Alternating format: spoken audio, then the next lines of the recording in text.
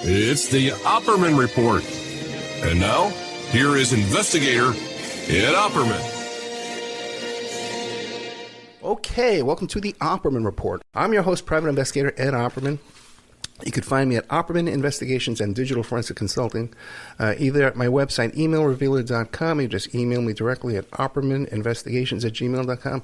Our guest today, we're going to be talking about TWA 800. Okay, remember this flight? It was in New York City, and it got shot down by, it crashed. There's conflicting stories. Most people agree at this point that it was taken down by a missile. We just don't know who. Our guest today is Aaron Sheets. Now, you can find him on Facebook and YouTube. On YouTube, the name is, let me see if I pull this up real fast. It is Rob Shef, ROBSHEF. And he just started a YouTube channel talking about the TWA 800 controversy. But you can also find him on Facebook under the name Aaron Sheets, SHEETS. And the one, there's a lot of them out there, but the one he is there's like a flight deck with like a Navy, I guess that's an aircraft carrier, something like that. Mr. Aaron Sheets, thank you. I know you really immersed yourself into this story and this investigation. I began with seeing Ray Lair's lawsuit. Ray Lair is a former NTSB investigator. He lives in Malibu, California, and he filed suit against the NTSB for certain crash records about the crash of Flight 800. So pretty much, I'm a single man. Like I said, I live here in Florida, retired now, and that's my page right there on this little intro for you. So, well, then let me ask you this. Now, so you were living in Florida when this crash took place in New York? Yes, this was back in 1996, July 17th. I was actually working at a mom-and-pop pizza place. I was a front-end chef. And when this news came on, I perked up my ears because a lot of things the news was saying about this was not making too much sense. Now, the first point about this crash was that the government, exclusively the NTSB, said that the 747 took off from JFK Airport. 12 minutes into the flight, when it was heading across, going to Paris, the plane just suddenly exploded. Okay?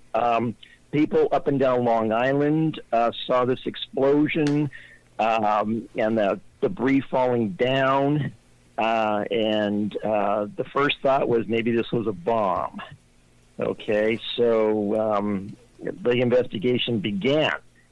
But on that evening, people that were on the beach in boats, flying in their private airplanes, said they saw what appeared to be like flare-like, streak-like, rocket-like objects going across the sky before they saw this big fuel-air fireball. Well, the NTSB eventually, along with the CIA, which is not known for air crash investigations, got involved.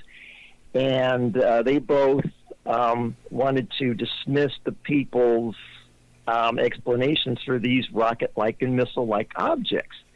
They said you didn't see no missile out there. They said that what you saw was the aircraft from crippled flight ascending. Well, this is what perked up Ray Lair's interest in this. As I said, Ray Lair was a former Navy pilot, United pilot. He was the ALPA representative for the Airline Pilots Association and worked on 8 NTSB investigations himself. So when this was getting up in the mix, all of a sudden everything was abuzz with conspiracy theories, as I like to call them. For everybody that said a missile was seen or missiles were seen, the government said, no, you're nuts.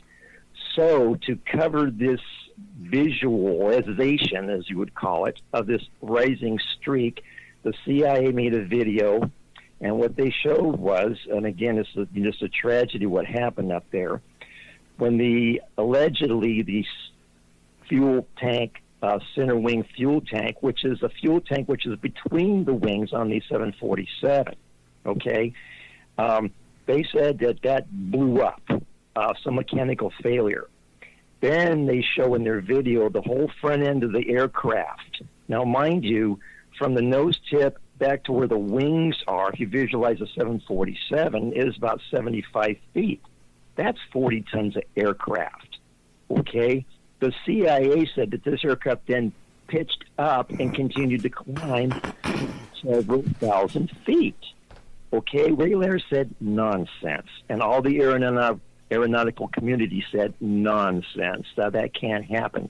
So this is what got the ball rolling on this case, Ed.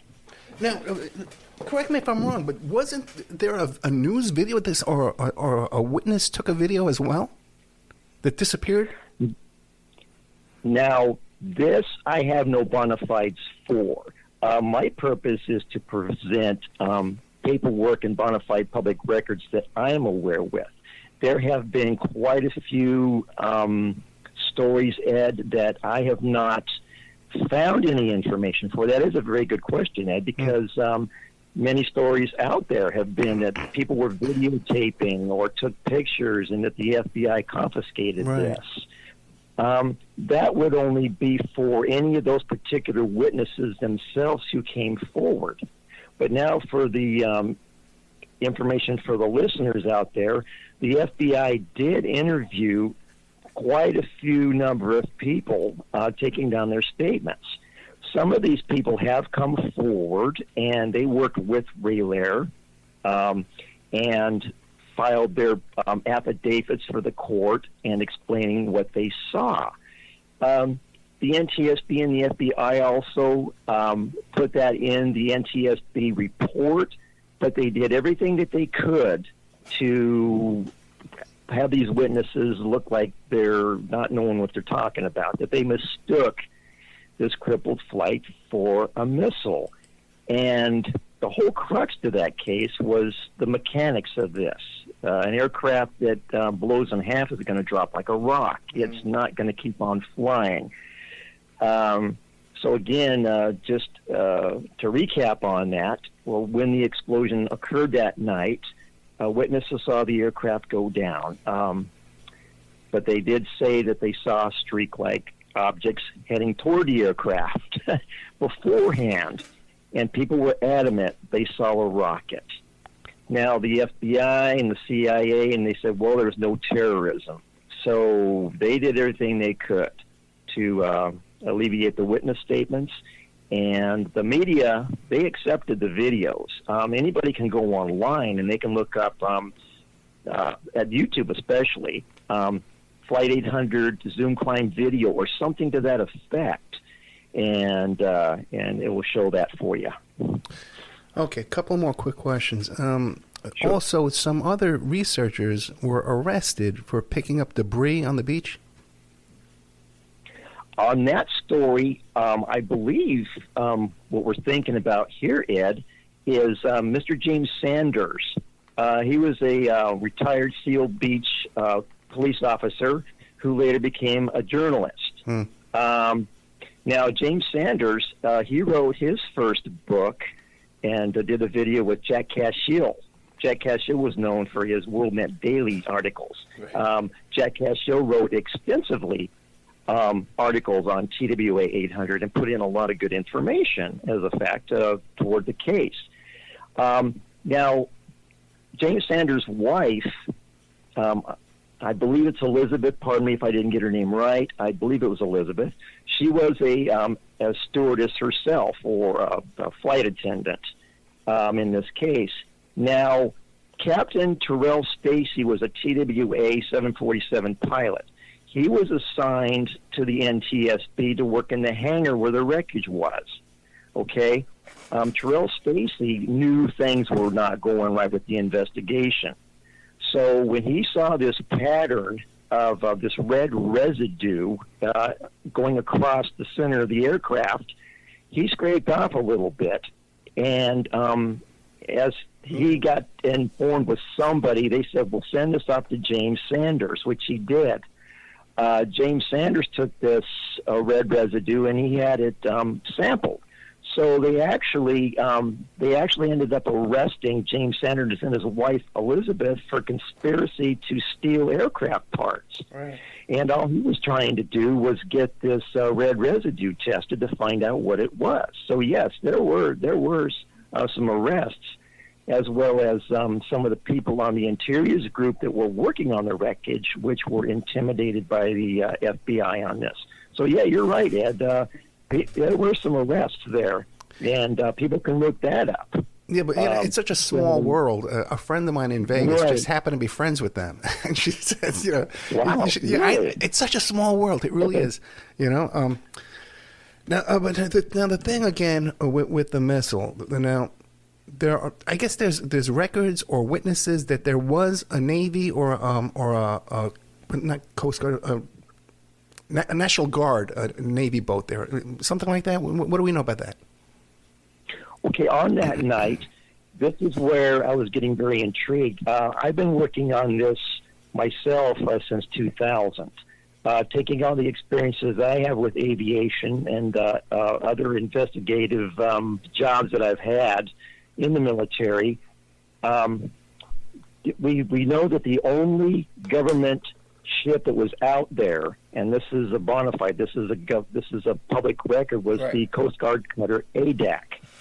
Okay, the Coast Guard cutter ADAC was out there on fishery patrols. All right. The rumors were that the Navy was out there, but after 25 years, nobody has been able to come forward, and especially in this latest new wrongful death lawsuit, to provide evidence that the Navy was out there. They have pulled up radar graphs that were presented by independent investigators that shows the greater Long Island area and all these primary radar tracks.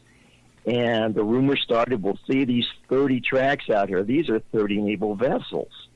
But Ed, for all of the commercial flights that were transiting that area, for all the private planes that were out there the night, for all of the pleasure boaters that were out there that night, at the trawlers and then the ADAC themselves, not one person flying over in that whole greater Long Island area ever said we saw a flotilla of naval vessels. That story is just not true. They had to find, this is some of the independent investigators who I've tried to talk to and explain things or try to get a conversation going, wanted to pin this on the Navy. But I said it was a missile, but my research is saying that the Navy was not out there. I don't find any evidence that the Navy was out there. Okay, that's interesting. Now would a Coast Guard cutter, you've been in the Navy, okay, you're Bozeman, would a Coast Guard cutter have the capability to fire a missile? No. No. Yeah. No, they're not. They might have small. I mean, would be only guessing here. Only guessing. Maybe they have some small intercept missiles for something they have to do regarding drug aircraft, but that's a whole different story. Okay, but the ADAC was out there that night, and when the aircraft went down, they saw the aircraft go down to their north. The ADAC, now, had there been any Navy ships out there, the ADAC would have known this. See, part of this story, Ed, is that the warning area, okay, that's an area which is 12 miles and farther off the coast. There's an area out there that's just off the coast, and they have different numbers for them. They say where ships can go in and operate and do special things, all right, like the military, have exercises and all this. Now, had warning area 105, which is about 15, 16 miles out, or probably a little bit more is where 105 is, off the coast of Long Island, if you're just looking straight out from the ocean there. That area was not activated. I do have copies of the FAA logs showing that whole larger area, that the areas were available, but nobody checked in. Okay? So that ship, that area out there was not active. Now, had that area been active for a live fire exercise, as the rumors have been spread, the ADAC would have had to know this. They were on fishery patrol. They were not out there watching this Navy in case there was an accident or something. Because if you have this warning area open, you have to make sure that certain boats and aircraft and ships can't go in that area. But the map and the radar shows that you have all kinds of regular boats and ships and stuff out there on that. So now you can say conclusively that you yourself, Aaron Sheets, have looked at this radar data, and you can tell me that there was no Navy ships out there. Absolutely. Okay. And this is what the documentation that I have, which is down my list here for y'all. They were looking at certain radar graphs and tracks. But here's the problem with that. As I started to mention to you, Ed, when that plane went down, there was a Navy P-3 that had passed the area. Now, this Navy P-3 was also added into the theory that it was out there working on this missile exercise. That is so far from the truth, Ed. I have those public records, and anybody can look them up. I will post the links for them on my regular YouTube page when I can. Gotcha. But let me ask you a question. Is it possible that there could be a cover-up and that they phonied this data? Absolutely. I don't like saying cover-up. I really don't. But I know what you're saying. Yeah.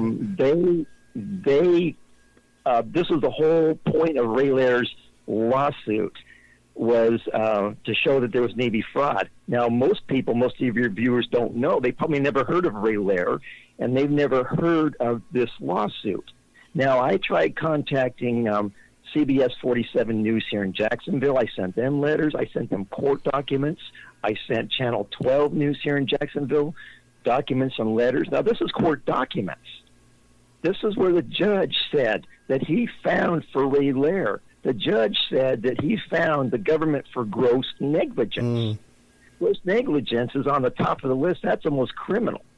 Ray Lair and his experts were able to show the court, and a lot of the charges that Ray Lair made, the NTSB really couldn't respond to. So the judge said, on this account, because the government can't respond, we find for Ray Lair.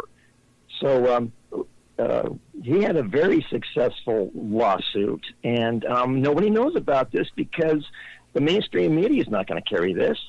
Otherwise, they're going to have egg on their face because they've been out there saying, well, anybody that says they saw a missile is a conspiracy kook. And why would the NTSB lie? So for them to go back and have to admit this, they're working tooth and nail to keep this, out of the news. Then, Aaron Sheets, what was Ray Lair's theory of the case? How does he think that this plane went down?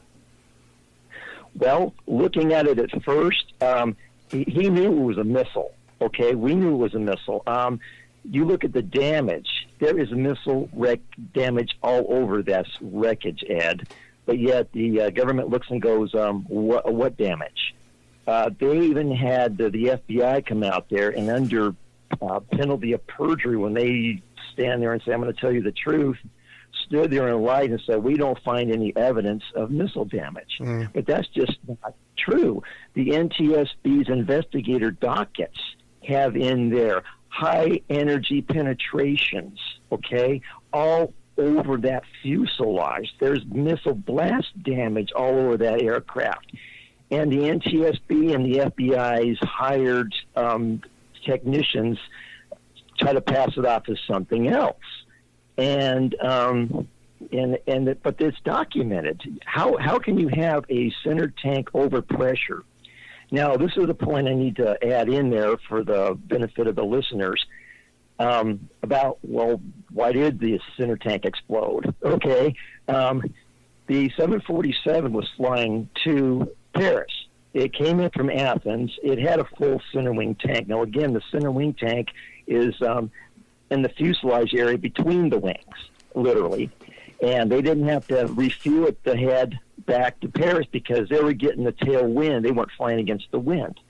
Now, the tank had literally about 50 gallons of jet fuel. That works out to about less than 1/10 of 1% of the total volume of fuel that tank will take.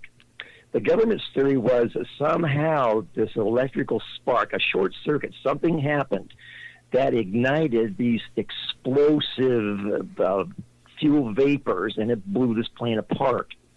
Well, as an aviation bosun's mate myself in the Navy, aircraft handler, I worked with jet fuel.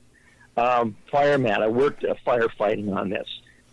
Jet fuel is about as dangerous as a jar of peanut butter, okay? Aviation kerosene is extremely stable. It has a high flash point. It has a very low volatility. It's very hard to put a match to it or flame anything and get it to even catch fire. It's got to heat up, and there's no way that you can get that fuel that hot. Okay, well, don't close the book there. The NTSB had to come up and say, well, you see, they got this air pack system under the center tank, the air conditioning system, and that just heated this fuel tank up, and it just got it so hot. And again, people are saying nonsense.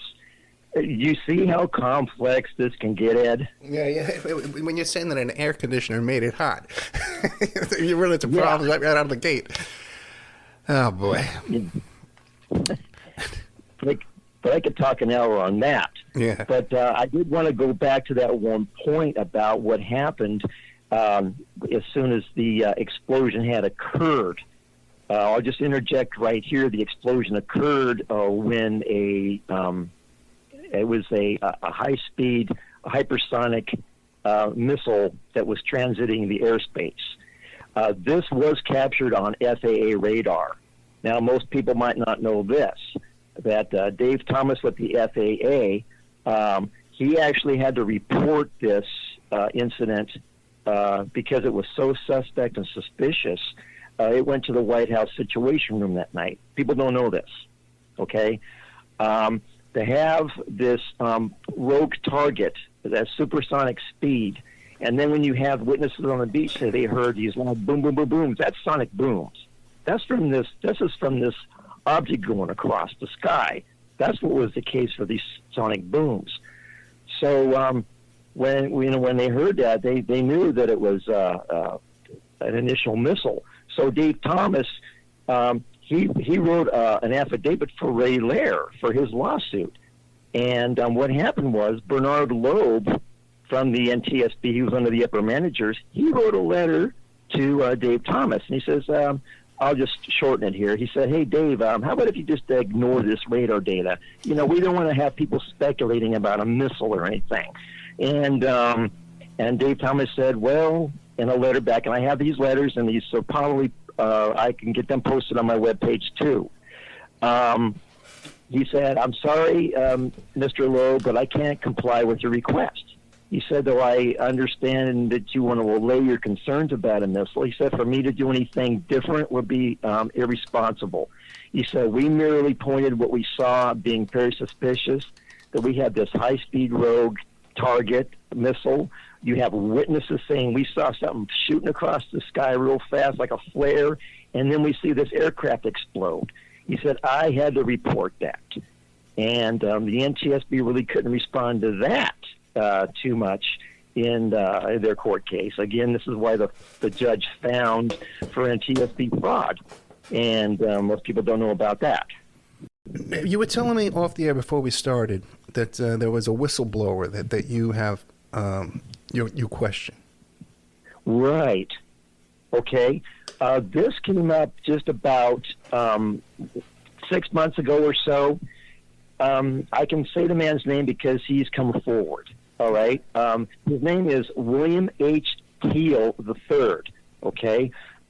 He states that he was an operations specialist on board the USS Carr. All right. He came forward and he said, okay, I was out there. I'm telling you what happened. The ship I was with shot down Flight 800. Now, at first, Mr. Teal did not know the name of the other ship. Okay, now on YouTube, I went in there and I was playing good cop, bad cop, in other words. I was talking to him and trying to get some information. We had a conversation going, and I had asked him, I said, well, what about this other ship and all this? Well, he finally came back and he said, he wrote to me and he used my handle name, which is Rob Shep. He said, Rob, Jack Cashill already discussed this in one of his articles, that it was the USS Leyte Gulf CG-55. He said, and he quoted in there, that shot down Flight 800. And then Teal went on and said, then we ran to Bermuda. Okay? Now, there's quite a few problems with Teal's story. First of all, he claims, at first he didn't know the name of the ship. So when I asked him about it, he came up and stated, oh, well, it was the Lady Gulf that was out there with us. Okay? Now I'm going to go ahead and just speed this up a little bit. I'm just going to go ahead and read what I wrote in one of my articles here so I can just get it verbatim. Teal claims that the target fit the profile. Okay, now when Teal was out there, they were looking for a tow target, which it gets towed from an aircraft on a 1,000-foot cable. Okay? Now, he said he talked with the other ship. They said that they confirmed that they locked on and they reconfirmed this target. Okay, now this is in W105, which is 25 miles away. TWA 800 was 8 miles off the coast of Long Island. Teal went on to say that, well, TWA fit the profile. Okay? He said that the target was a low, slow flyer heading towards them. Teal said that TWA fit that profile. Well, this would be absolutely impossible for multiple reasons. The target would have to be within 105. TWA was not. The target would have to be, as Teal said, coming right at them. TWA was not coming right at them. Teal said that the target was a low, slow flyer. TWA was not. TWA was 25 plus nautical miles away, which put her at about 8 nautical miles off the coast of Long Island. As well, TWA was climbing to 15,000 feet, heading east by east-northeast at 448 miles per hour. None of this fits for the drill for a low, slow flyer heading towards them. So this idea that, you know, he said he heard over the radio, salvo, 2 missiles away, but then for some reason, these 2 missiles that are supposed to be heading within the 105 border, somehow, and this is according to this new latest wrongful death lawsuit, this is a whole other big area here. These 2 missiles were supposed to have lost their lock on this tow target at about 6,000 feet. They then turned north, weaved their way through all of this other traffic, okay, and then while this is happening, Teal nor the other ship, the Lady Gulf, even knew where these missiles were. And Teal said that in his own words. He said, because we did not know several minutes later until we were getting what they call battle damage assessment. And he said, somebody came up and said, we hit an Airbus. And then Teal says, well, what's an Airbus? And the other person said, well, that's a commercial plane. Okay, now, Teal may have some things technically correct, but his scenario, it just could not happen. Okay. Real quick, Aaron Sheets, you mentioned that in one of your articles. Where can people find your articles? Again, on my YouTube page. When they go to YouTube and they find me, again, I'm going to try to find the number. There's a certain number attached to your specific Aaron Sheets. When they click on your icon to pick up your wall. Okay, but when you go to YouTube, you're talking about YouTube now, right? Where you put the video up. I'm talking no. Right. On my Facebook. On my Facebook, gotcha. Mr. Ed. Yeah. On my Facebook, yes. So you go in there and you type in Aaron Sheets, and then it's .129. Yeah, Aaron Sheets .129. You should be able to find it. Okay, that's it. Okay, great. Yeah, that was in the back of my mind. Thanks for reminding me. I'm on top of all this. Then what do you make of this whistleblower? Misinformed? Well, again, I cannot say what Teal's motives are. But the main crux to this is we could only have this latest wrongful death lawsuit because of what Teal has said. Now, let me expand on this.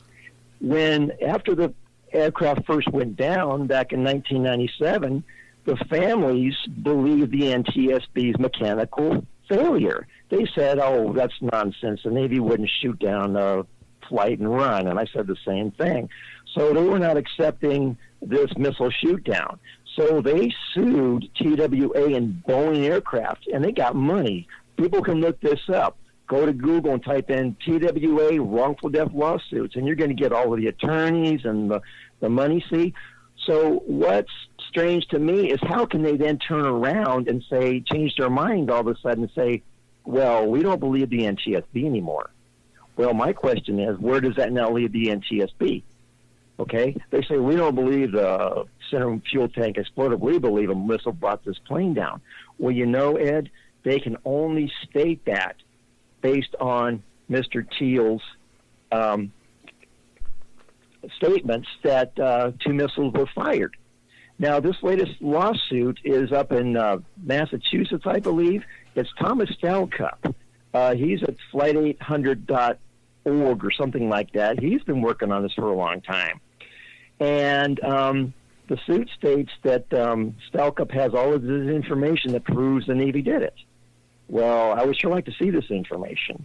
And then the families are filing for suit. So they want to get a wrongful death lawsuit because they're filing against Raytheon Corporation. They're filing against Lockheed Martin. They're filing against the Missile Defense Agency and the U.S. Navy for wrongful death. Their claim is that this Aegis system somehow accidentally mistook the regular target and went off and hit the wrong target. Okay? And so this is why they're filing, and they want to get money again. And I thought, in my opinion, isn't that double dipping? A couple of questions for you. The Ray Lair lawsuit, the one that was successful, how many plaintiffs was he representing in that case? Do we know? Ray Lair, when he filed suit, I will also have to post a link for that too. But there are, at least 30 different affidavits. These are different people that went to bat for him, other aviation professionals in different disciplines. Right. I'm not asking about witnesses. I'm asking about how many plaintiffs was he representing? How many clients did he have? One family? Well, there were a few families, just a few that provided affidavits for him. Gotcha. But Ray Lair was trying to point out that he wanted to find out what data did you use to show that this aircraft, after it blew in half, continued to fly and climb. Oh, so wait, so Ray Lair wasn't seeking monetary damages. He didn't have a client in that capacity. He was just trying to expose and recover information.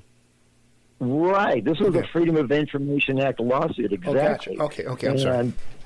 Right, and I participated with him as well as a lot of other people that were sending. I sent him several technical essays that he was able to use, and along with other people's information, and he filed it for information and data.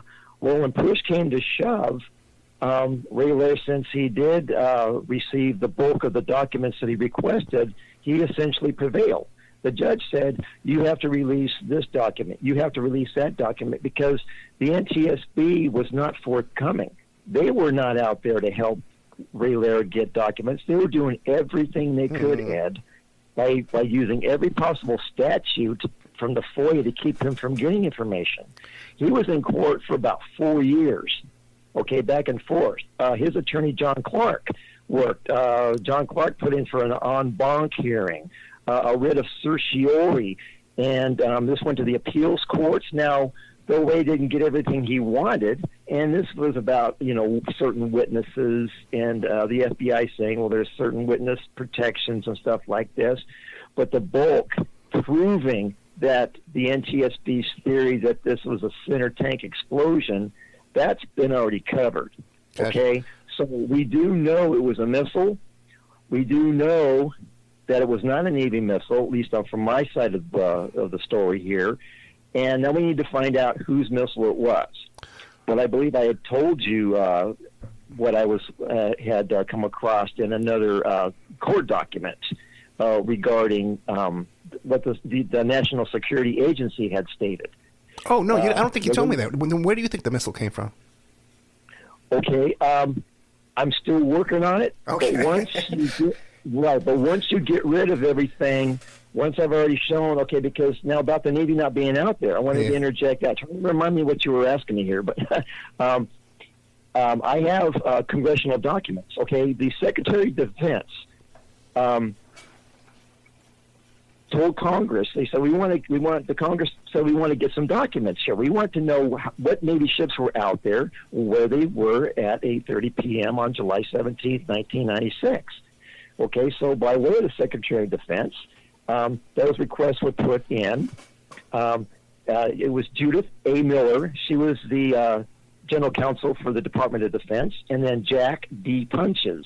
He was the Information Officer for the Navy. They complied with the request for Congress, and they gathered up a name of ships. They came up with approximately 12 ships that were out there, but all these ships were 300 miles to the south. None of these ships were on a missile exercise. Okay, they were just out there on just regular routine. They pull out and they just go out and they just do workups. Okay? Yeah, but wait a second, Mr. Sheets. Doesn't the Navy have missiles that can travel 300 miles? Well, here I'll be getting into speculation. But what we have is a scenario taking place close to Long Island. We don't have something that appeared to be coming from 300 miles way down south. Okay. See, that's where we get into another interview on this. But the problem with this, though, is we have to get back to the principle. Now, I sat down and I wrote several letters, 2 letters, well over 50 pages of documents and statements and everything, and I sent to the current General Counsel, Catherine D. Cross. I sent to her, I said, ma'am, I said, here are your own records from way back after TWA went down. Here is your General Counsel. She's no longer there, but in the Navy, they provided a list of ships. Okay, the USS Carr and the USS Lady Gulf are not on that list. I said, but you have a whistleblower out there saying that the Navy did it. Okay, I can't say that's Mr. Teal's testimony because he's only made statements. He's not been under oath yet, and that would make a difference between a statement and a testimony. Right. Okay.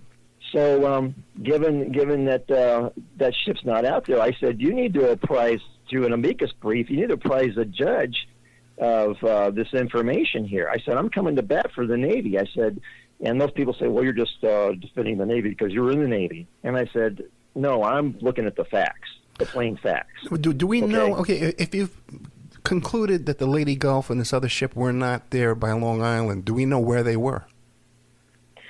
Apparently, they were not even operational that night. Oh, that's the whole point. Yeah, no, that's suspicious. Wait a second. That, you know what I mean? Like, if they say, oh, yeah, it was at this port over here, then I would buy that, okay? But if they say they're not operational, right, then where were they? Like in a dock or something, being repaired? Well, no. The car was stationed in Norfolk, and the Lady Gulf was down here in Mayport.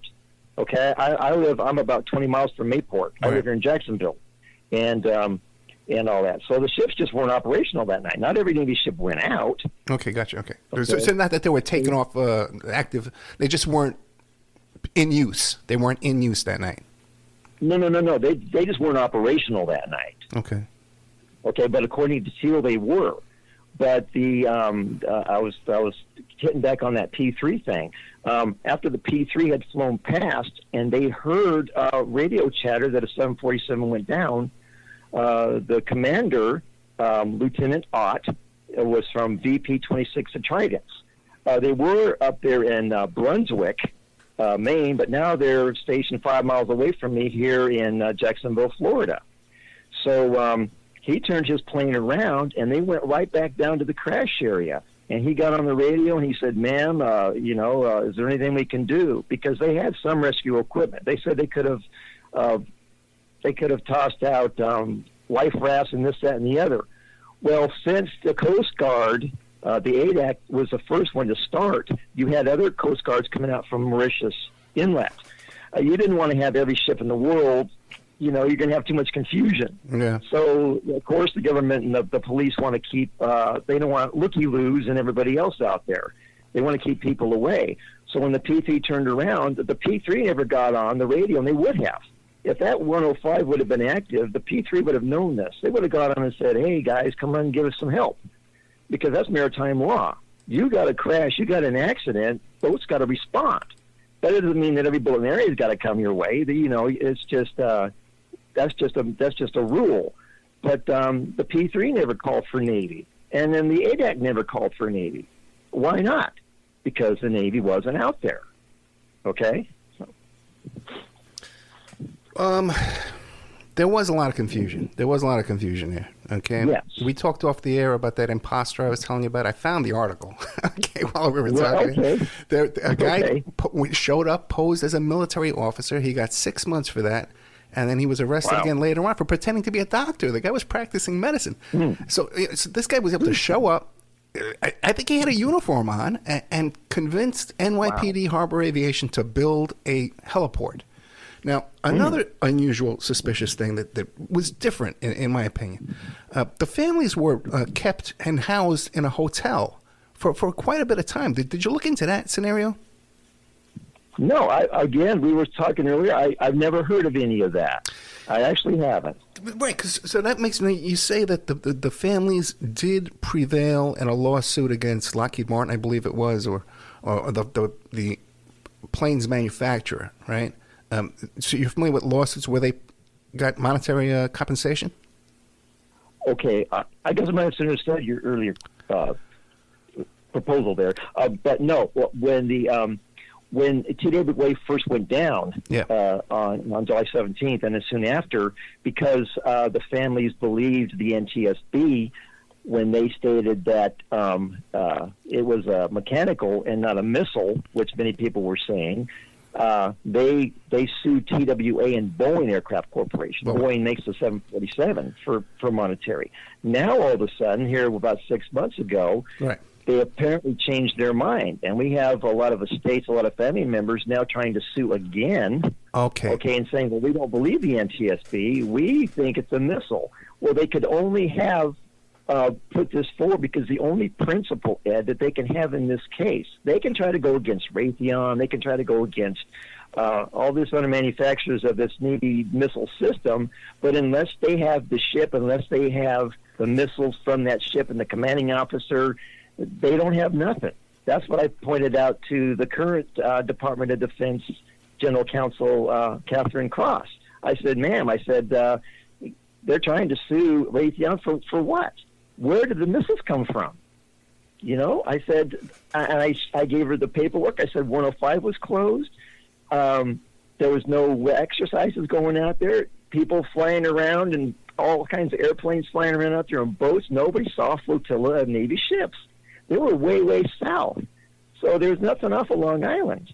Okay, and some investigators have said, oh, yeah, that radar shows, but they have never proved it. See, that's the whole thing. You can say till you're blue in the face, so this is what it is, but I've got documentation. No, I got you. No, clearly you've devoted a lot of time to this, man. Yeah. Clearly. Yeah, but then where do you think the missile came from? Again, that's going to be phase 3 here. Okay. Now, Thomas Stalcup, in his complaint, he says he feels that he's privy to certain documentation. He says, well, I have all these FOIAs and all this stuff that shows about the Aegis system, about a failure to warn, and so on. Well, I have the same documentation. There are reports to Congress that are done, I don't know, periodically, like every 9 months or 12 months or so. They do reports. And I pulled up the complete, bottle full of reports. And what it does is when the Navy goes out there and operates, now this Aegis system, that can be on land or on ships, okay?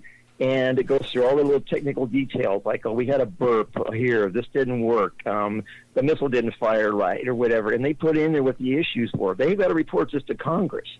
This is for getting funding and all this stuff. They got to come straight forward. Yeah. So I'm reading page after page after page. We're talking about we were out there and we fired off a missile, but it halfway through its flight, it had an issue with the second booster phase or something. They put that in there. So I'm like, where's this failure to warn? The documents I have, the congressional documents on this Aegis system, do nothing but warn. Okay. The plaintiffs in this case, they want to make this Aegis system just this terrible, terrible system they need to get rid of because they fire missiles and the missiles just go where they want to go. And I'm like, no, it's just wrong. Aaron Sheets, we're pretty much out of time. We only got about 3 or 4 minutes left. How would you like to sum all this up for us? Well, I just wanted to sum this up by saying that documents that I have, and again, when people go to my YouTube page and they find it, they just got to click on my what do they call it, my page, or whatever, which shows the stuff I posted. When they start scrolling down, they can scroll down as far as November 17th of last year. You'll see articles that I've posted in there, and I will be posting some more. I'm going to be posting the letters that I wrote to the General Counsel, and again, we know it was a missile. We know it wasn't the Navy. We do know that there was a high-speed supersonic aerial vehicle that was transiting the airspace. That's what the FAA radar picked up on. Okay, now. Wait, Aaron, real quick. Could the missile have come from a plane? This again, buddy. It came from the north, and one witness said she saw it. She said when she saw this thing going across the sky, coming out across the dunes. I don't know how many feet up it was at first until it started accelerating. But she said she called it a missile thingy. She said it looked like a small commuter plane with little stubby wings on it. And when you look up her description, this describes an X-51 Wave Runner. This is a hypersonic test missile that the Air Force and NASA does. Okay, that they drop from planes and then they'll go down and fly through the airspace. Now they were trying to do something that night. Now there were missile platforms out there.